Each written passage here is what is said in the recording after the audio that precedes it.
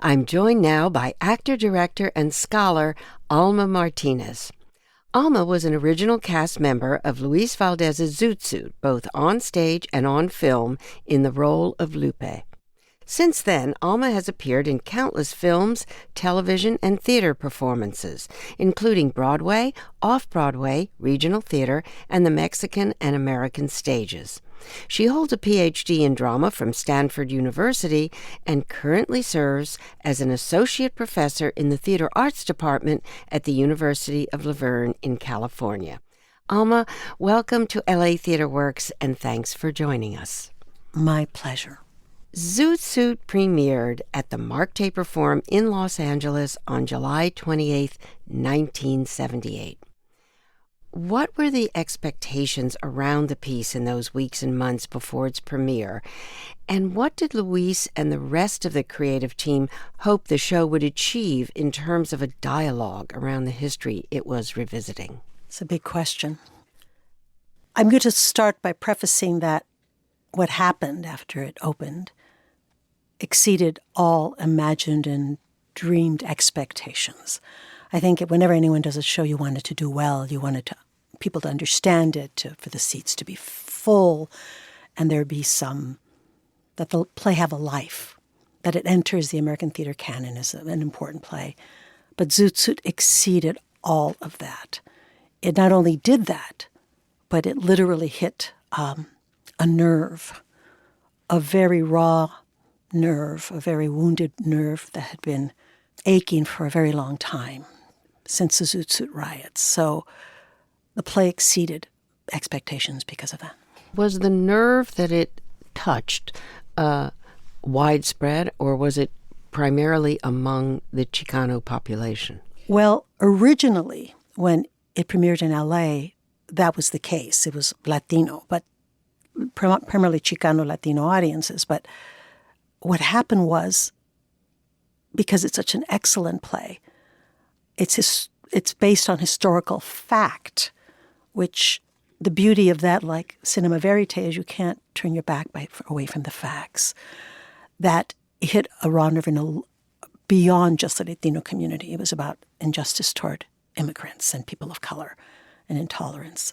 Zoot Suit was written and performed in the style of teatro, which is loosely defined as a form of political theater. What are the principal characteristics of teatro, and how were they uniquely expressed or employed in Zoot Suit? The stylistic roots of teatro Chicano, are primarily commedia dell'arte, which, as you know, was founded in Italy, 15th, 16th century. Street theater, political theater, theater for the disenfranchised. And through this disenfranchised cultural movement, which was commedia dell'arte, archetypical characters were created. So these archetypical characters, El Doctore, Arlecchino, etc., have come through history to be part of our repertoire, stylistically and also as far as the characters. Well, teatro is commedia dell'arte alla Chicano. So what Luis created was a very broad physical theater, specifically geared toward the disenfranchised community, which at that point, when he started, it was in 1965, as a cultural arm of the United Farm Workers Union. So it was about the farm workers themselves. And as far as archetypes, he created them also. So Chicano theater, again, owes its roots to commedia dell'arte, but is very much a form unto itself now, these decades later. When Zoot Suit premiered in 1978, playwright Luis Valdez very famously declared Zoot Suit to be, quote, an American play. Is that accurate? And how do you think that particular interpretation is important to unpacking the story?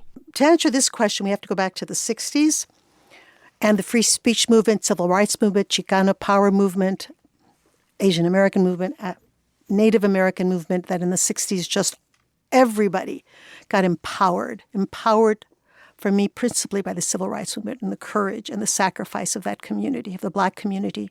And part of that whole free speech movement included the whole dictum of hyphenated names, the hyphen, which marginalized people simply by the semantics. For example, if you were Mexican American, it meant that people identified you first as Mexican, then American. If you were Asian American, you were Asian American first, then you were American. If you were Black American, you were Black and then American. So this whole idea of the power of words in changing not just the way people think, but changing culture, changing history, changing paradigms was incredibly important. So the Chicano movement, again, taking the lead of the civil rights movement, the Black brothers and sisters, they took the word and took out the hyphen. So it wasn't Mexican-American anymore. Don't define me first by the color of my skin. They defined themselves as Chicano, like the African-American defined themselves as Black. So what you have then is this whole idea that not to be hyphenated, but to be an American, a new American, a hybrid, an empowered, a dynamic, a multicultural, multiracial, new hybrid, which is American. And it becomes that because it's spoken by Luis Valdez, one of, again, not only a playwright and a director, but also a theorist and a political leader within our community, not just in the arts, but across the board. So when Luis Valdez says this is an American play, it's loaded. And it's loaded with the fact that this is the new America. And this was back, Susan, back in 1978, Luis was saying this is the new America. And he was waking up audiences to this particular fact. So they weren't coming in to see a pachuco, someone who in the maybe 30s, 40s, 50s would be someone, if you saw him walking down the street, you'd, tighten your handbag underneath your arm. But this is someone, it's a new, again, hybrid of what it is to be an American. And that's the Pachuco, and that's Zoot Suit, an American play. Luis has engaged with political ideas like the one you just described since the dawn of his career, when he created El Teatro Campesino. The company was founded in 1965 in support of Cesar Chavez and the United Farm Workers, as you mentioned. How was Zoot Suit a refinement or a reflection of the work Valdez had been doing for nearly 15 years by that point? The play Zoot Suit, it was commissioned by the Mart Taper Forum. And this was Luis's first foray into mainstream commercial theater. And the task in front was to do a story about the history of Los Angeles. So when he chose to do this play, as you said, he came in already right thick in the midst of the politics of his time.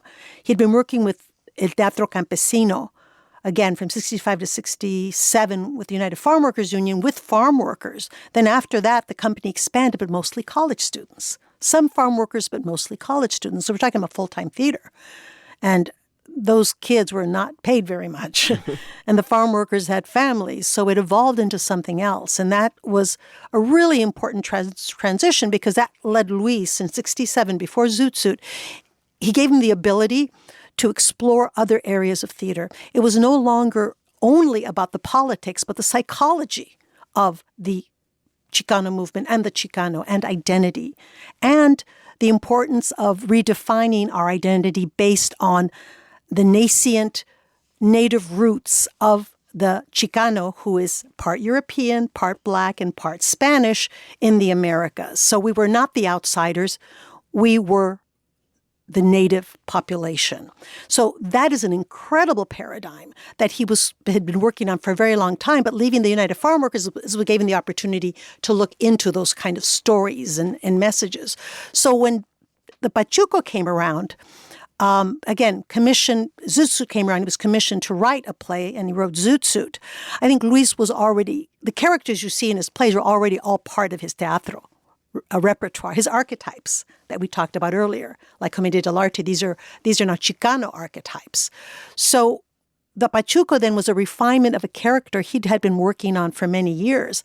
But remember now, all of a sudden, and this holds true today, a lot of people of color, Chicanos included, don't have the opportunity to work in these mainstream theaters where you're getting paid like a professional actor, you're a director getting paid, your visibility in phenomenal projects like these you're getting seen, you're getting used, and as an actor, director, designer, those opportunities didn't come along. So what Luis had was this beautiful coming together of all these artists, including, may he rest in peace, Gordon Davidson and Ken Brecker, who saw something in that. And with Luis and the whole artistic team, were able to create it. But it takes time. It takes money to get the best actors you can, to get the best designers. So it was this incredible alchemy, because remember, it was a 2-week workshop first. And that script is very different from the Zoot Suit that we ended up seeing, again, on the main stage in the regular season and then in the film. Whose idea was it actually to focus on the Zoot Suit riots as the theme of the story? Well, it was Luis's. I mean, I think Gordon basically said, write something as it relates to Los Angeles history. Let's start recuperating some stories. And when he was asking Luis Valdez to do that, I think Gordon knew what he was doing. Luis wasn't going to write the usual story of L.A. that's in recorded history, that's in official history. So I may be wrong on this, but it was my understanding that Luis came up with that subject. Because again, remember, he'd already been working on Pachuco characters. They were already in some of his actos. So what this was, the opportunity to be able to just hold himself up in L.A. and have his family taken care of and his children and just focus on his art, which again, I'm going to say it another time, back then it was a luxury because people were not doing that. Incredible artists, they were not doing that. So this was a magical moment that was made possible by Gordon, again, Ken, and Luis. So how were Pachucos and Pachucas viewed by Mexicans in their own country? And what kinds of social challenges or pressures did they face compared to their peers in California and the U.S.? You're talking specifically about Pachucos? Yes. Okay, so Pachucos, the term, again, since the recorded history and official histories of the evolution of Chicano community and social archetypes like these isn't recorded, we believe that came from El Paso, which, is a border with Juarez, big city. Right. Huge so border. It did come from the United States, not from Mexico? Well, remember, the borders are all in our minds. It depends what government is in power. That's why you can't take it seriously. I have to tell you that probably, I would say 3 out of 5 Latinos in Los Angeles and the Southwest, all of us have harbored undocumented people. We have harbored undocumented people. I call it the Brown Underground Railroad. So the border doesn't really exist. We just, sit tight until ride this out because it's been there forever and it will be forever. You can't put a border across people's hearts and family and bloodline. You can't do it. So back to the Pachuco then. The Pachuco then started in El Paso. Chuco, Pachuco, El Chuco. That's El Paso was known as that. Chuco. Chucoville, Chuco. I made up Chucoville. I don't think that was a Chicano word. Anyway, so the thing is that in Mexico then, they had obviously Pachuco. It was very much a border. Urban, wasn't a rural. And Mexico then was predominantly rural. So it was a border, city. A kind of a border phenomenon. Border phenomena, right. Juarez and El Paso, huge megalopolis between the two. So then how they're viewed in Mexico is very much similar to here. There are these bad boys because they dress differently, because they were arrogant. They put on those suits and they acted like they owned the world. And certain people didn't like that. They forgot their place. It could be also not just society and dominant society, Anglo society, but it was also families, because they knew they became a walking target because they were calling too much attention to themselves, Susan. Too much attention, but that's what they wanted. Talk about affirming your identity, the fact you exist, seeing yourself reflected and being bold in your existence as a human being, and psychologically also, physically, to be a presence. That was a Zoot Suit. And those Zoot Suits were very expensive. So they put a lot of the kids who had them time and effort, and they wanted to look good, and they did. Well, it's when you think about it and listening to everything you've just said, there's something very brave and touching about that. It's saying, I'm a person. Look at me. I mean, these were young people, and so they chose a form of expression that was, perhaps way out there. But the fact of the matter is, they were saying, we're not invisible. Exactly. Yeah, we are something. This is who we are. Look at us. But put it in the context of just uniforms. I mean, the Navy, they had uniforms. When a young man donned, the whole naval outfit, the military man, the policeman. I mean, there's a sense of pride because also that denotes class. It denotes acceptance. It denotes education. So the way you dress and appear. So I think all of us, that's what people forget. I do a whole presentation on the evolution of Latino images in film. And people of color grew up with the same images of themselves as the white dominant culture.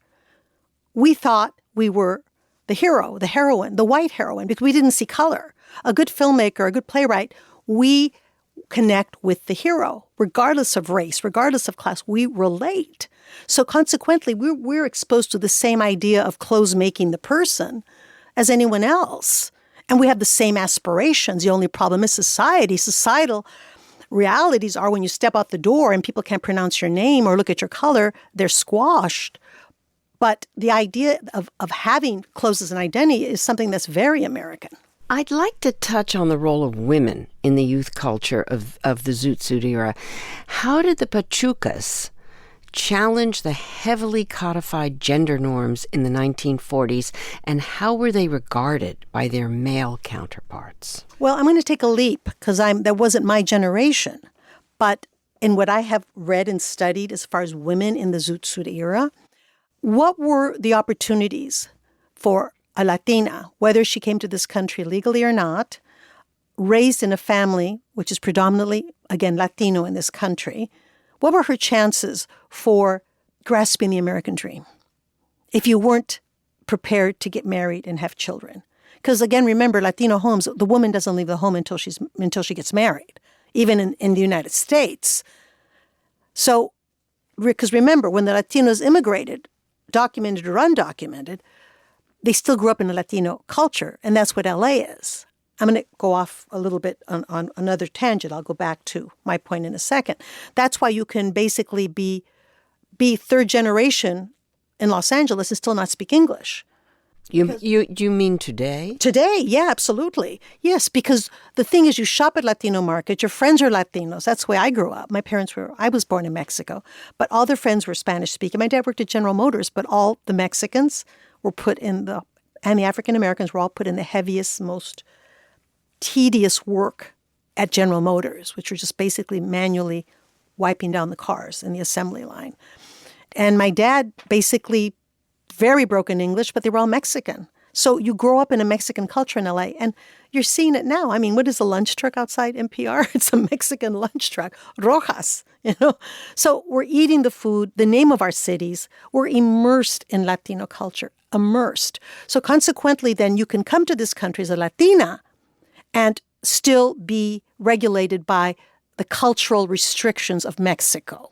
So that goes back to the Pachucas. So consequently, if a woman had any intelligence or ambition, either she could forget it, or for me, what my understanding and the way I've processed this as a scholar now is the fact that this was an alternative for what is considered the bad girls.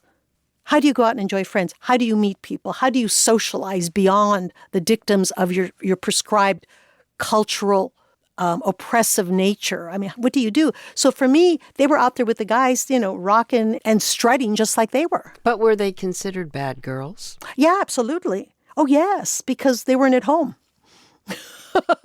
They weren't at home. Oh, absolutely. But again, that was a choice. Knowing that, then what you do is similar to the men with the way they dress to show their identity. It's like, you're going to think I'm a bad girl, well, I might as well play into that. I'm not saying that it was done specifically for that, meaning that they weren't dressing that way in order to rebel, but it was one of the only ways to break out of what was, again, a restrictive, oppressive role for Latina women and young women in familiar structures. And it was pretty cool. You see those girls? Oh, beautiful. I mean, they were just out there just like the men. But again, remember, still, in the Pachuca culture, they were still second-class citizens. But if you're going to be a second-class citizen, do it when you can look as good-looking as they did. Well, and also they were and creating. that was much fun. Yeah, they were creating their own world, Yes, their own they were. universe. That's what they did. So that it kind of blocked out that other reality, or made that other reality perhaps more bearable. More bearable. And that's what Zoot Suit is, I think. That's what makes it so compelling, is because Luis basically takes, first of all, Chicano culture as the normative, which is a completely amazing breakthrough. It's a normative. You don't have to explain why, the person sitting next to you in the dining table is brown and you're not. You don't have to explain why when one of your neighbor is Latino. You don't have to explain anything. It just is. It's the way it is. And that's what the beauty of Zoot Suit. It was the normative was Chicano. And what you were looking at is a family that had sons who were pachucos, and they were as normal as anybody else. And I think that that's why Luis swung the door wide open to that culture, and why it's persevered and stayed as important as it is to this day. Well, Alma, this has been a fabulous, fascinating conversation, very wide-ranging. Thank you very much for this. My pleasure. We have been speaking today with Alma Martinez, actor, director, scholar, and original cast member of Luis Valdez's Zoot Suit.